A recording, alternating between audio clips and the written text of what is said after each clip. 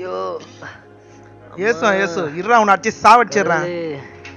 ஏன் எனக்கு இந்த என்னடா சோதனை? மாறுறன்னு ஒத்துக்கிட்டானா? ஒத்துக்கவே மாட்டேங்கிறானே. ஐயோ தாங்க முடியலையே. இந்த நேரம் பாரு, ஒத்துக்கலன்னா முடிச்சிரு.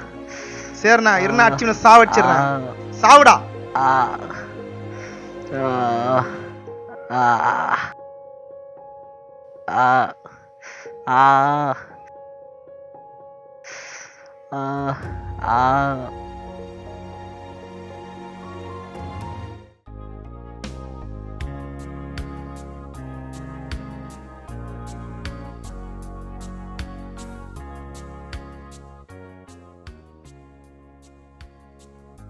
ஏன் மச்சான் ஏன்டா? ஐயோ எனக்கு ஏன்டா இந்த கனவு வருது?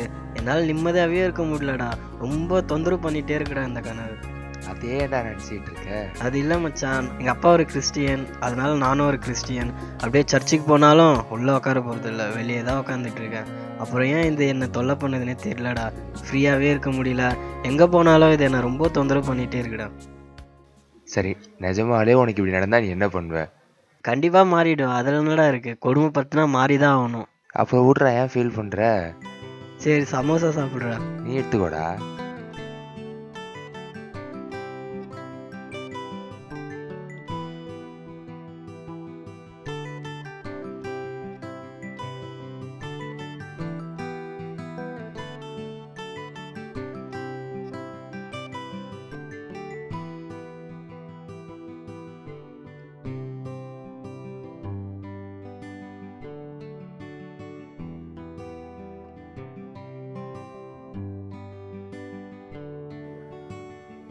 ஹாய்டா ஜோசப். ஹாய்டா. இங்க என்னடா பண்ற? மச்சான் ஆஃபர்டா, நியூ சிம் கார்டுடா.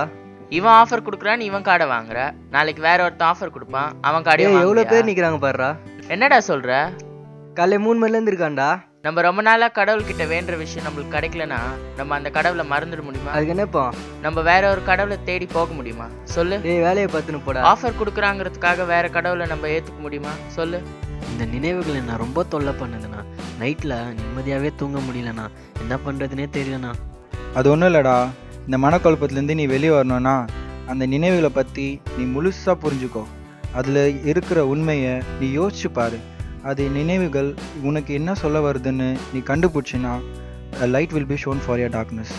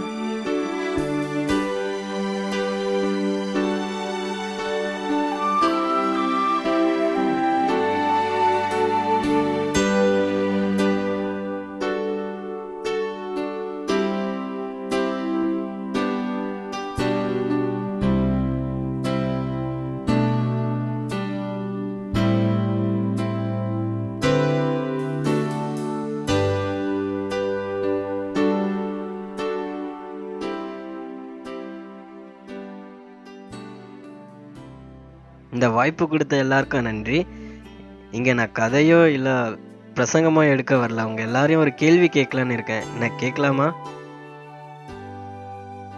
நம்ம நாட்டிலேயே ஒரு பெரிய குழுவோ இல்லை சக்தி வாய்ந்த ஒரு அமைப்போ நம்மளை கொடுமைப்படுத்தி அவங்க நம்மளை அடிமைப்படுத்தி நம்மளை மதம் மாற சொன்னால் நீங்கள் என்ன பண்ணுவீங்க?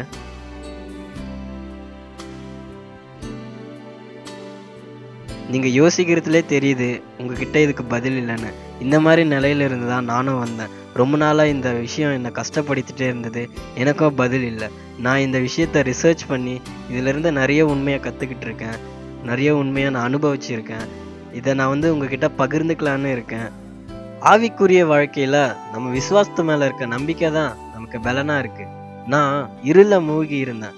கிறிஸ்துவோட வாழ்க்கையும் அவரோட வார்த்தையும் வேதமும் தான் எனக்கு ஒரு ஒளியா இருக்கு. அந்த ஒளியே நமக்கு ஒரு பலனா இருக்கும். அந்த ஒளியே நமக்கு ஒரு விசுவாசமா இருக்கும். அந்த ஒளியே நமக்கு ஒரு நம்பிக்கையா இருக்கும். அந்த ஒளியே நமக்கு ஒரு ஆயுதமா இருக்கும்.